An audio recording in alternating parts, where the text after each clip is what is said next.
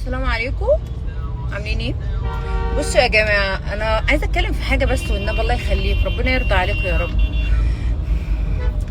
يعني ما ينفعش كل شويه تسريبات اخلاقيه لفلانه، اخرها تسريبات لاميره الذهب.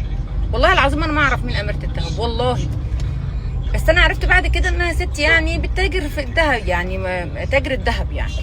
وبعدين عرفت انها في ناس عملت فيديو يقال يعني ان هو فيديو بالاي اي بالذكاء الاصطناعي، ونشروه على اساس ان هو حقيقي ليها يعني، وهي راحت قدمت بلاغ في كده يعني.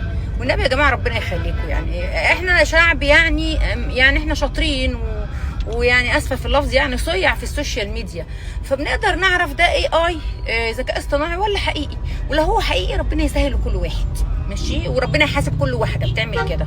لو هو ذكاء اصطناعي زي ما يقال للست الفاضله بتاعه تاجره الذهب دي، مفيش داعي تتكلموا فيه، مفيش داعي تقولوا فين الفيديو بتاع الست اميره الذهب، ما يلا نشير يلا يا جماعه والله حرام عيب، سيبوا الست في حالها.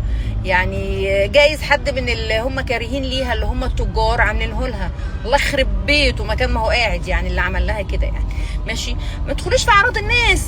ها طبعا كله دلوقتي مستني يقول لك انت بقى الوحيده، فين التسريبات بتاعتك؟ صدقوني ما عدتكوش والله بالموضوع، ما تلاقوش، مفيش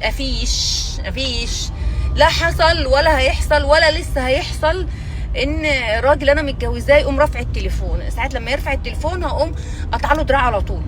اي ست بنصحها جوزك معاكي عايز يصور ويرفع التليفون راح قطع له دراع على طول واعملي عليه شوربه.